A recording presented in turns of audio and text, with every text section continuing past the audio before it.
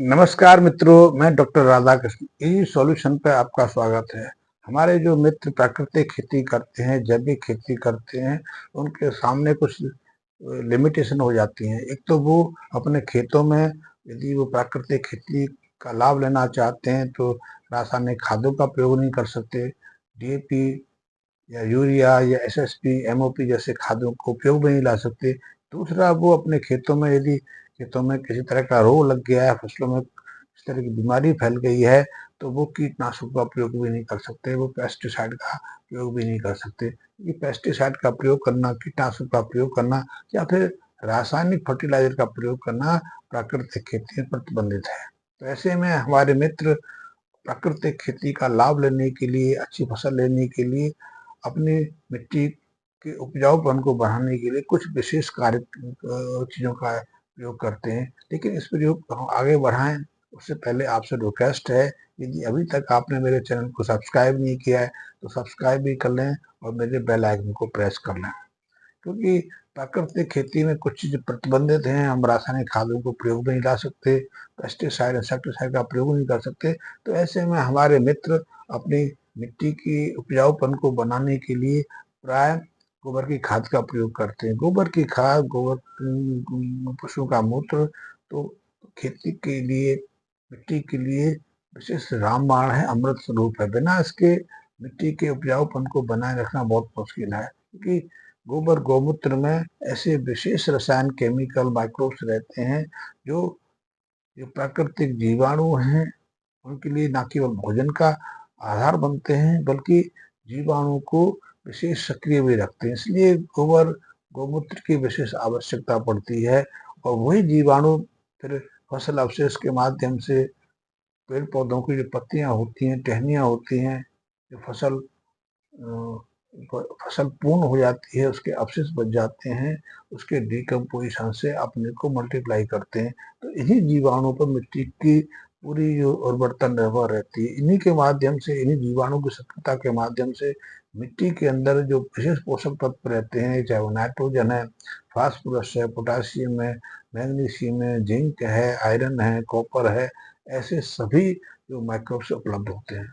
तो हमारे जो मित्र प्राकृतिक खेती करते हैं, अपनी मिट्टी की उपजाऊपन को बढ़ाने के लिए गोबर की खाद को प्रयोग में लाते हैं। लेकिन कितनी मात्रा में गोबर की खाद लेनी चाहिए, ये संशय, ये परेशानी हमेशा दिमाग में बनी रहती है। तो गोबर की खाद की मात्रा निर्भर करती है कि हमारी मिट्टी में ऑर्गेनिक कार्बन कितना है, ह्यूमस कितना है। यदि ह्यूमस कम है तो ज़्यादा मात्रा में गोबर की खाद की जरूरत पड़ती है, सैलरी की जरूरत पड़ती है, हरी खाद की जरूरत पड़ती है। और यदि पर्याप्त यदि ह्यूमस है, ऑर्गेनिक कार्बन है, आज हम देखने में आया है कि हमारे देश के अधिकांश हिस्सों में ऑर्गेनिक कार्बन का स्तर 0.2 से लेकर 0.4 के आसपास आ गया है, क्योंकि सामान्यतः ऑर्गेनिक कार्बन का स्तर 1% के आसपास होना चाहिए। वैसे इसका स्तर तो 12 से 14% भी होना चाहिए, लेकिन कहाँ 0.2, कहाँ हम बात करें 14 की।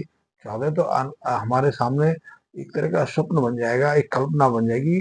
14 की तो बात ही नहीं कर सकते। उदाहरण के रूप में आज यदि हम किसी किसी से कहें कि हमारे पूर्वज 100 साल से ज्यादा जिंदा रहते थे, स्वस्थ रहते थे, 100 साल की उम्र में खेतों में काम करते थे, और आप यही बात दिल्ली में, मुंबई में रहने वाले किसी मध्यम क्लासी व्यक्ति से कहोगे तो वो हमारी तरफ से वो देख के हंसेगा, क्योंकि वो आज अपने आसपास ज्यादातर लोगों को 60-65 साल की उम्र में बीमार, कमजोर, दुर्बल और मृत्यु को प्राप्त होते देखता है।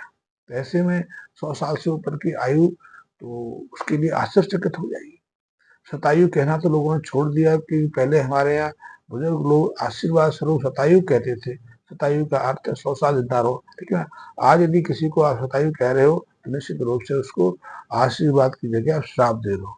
ऐसे ही आज यदि कोई 15% ऑर्गेनिक कार्बन की बात करे तो वैज्ञानिक अध्ययन तो यही कहेंगे कि आज भारत सरकार की जो कृषि जो मंत्रालय है वो 0.5% ऑर्गेनिक कार्बन को ही पर्याप्त मानता है। लेकिन वास्तविकता ये है कि आज भी भारत में कई ऐसे क्षेत्र हैं जहाँ ऑर्गेनिक कार्बन 14 से 15% भी है, लेकिन अधिकांश क्षेत्र में तो 0% 2 से लेकर 0.4 के आसपास से ऑर्गेनिक कार्बन है।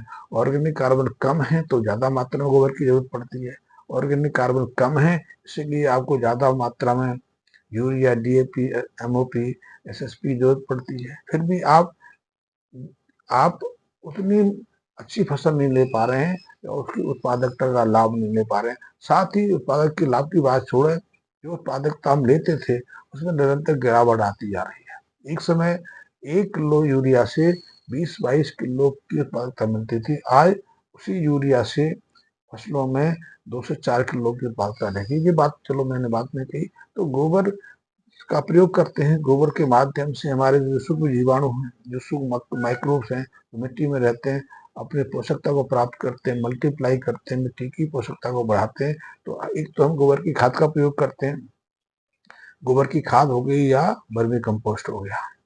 दूसरा हम जीवामृत का प्रयोग करते हैं। जीवामृत का तो मतलब यही है कि हमने जीवों को अमृत प्रदान करना। जो हमारे मिट्टी में जीवों की संख्या घट गई है, नष्ट हो गई है, निष्क्रिय हो गई है, उनको हम अच्छे स्वस्थ जीवाणुओं से प्रत्यावस्थित करते हैं, उनकी जगह उनको स्थापित करते हैं।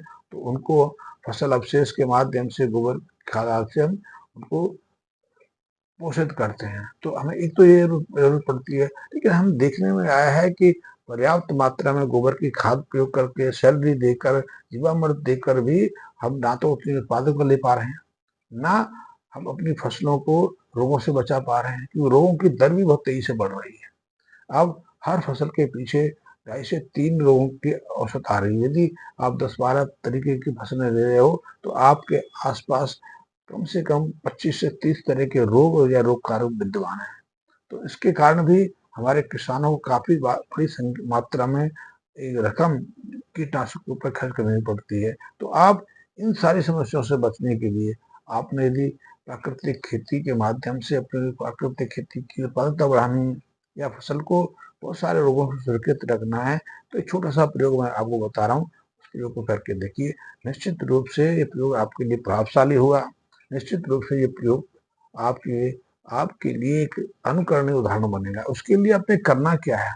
करना यही है कि आपने गोबर के कंडे लेने हैं। वही कंडे ही गोबर से थाप के बनाए जाते हैं, उपले जिनको हम कहते हैं। एक समय हम भुजिया बनाने के लिए चूल्हे में प्रयोग करते थे। हलवाई आदमी मिठाइयाँ बनाने के काम में लाते थे।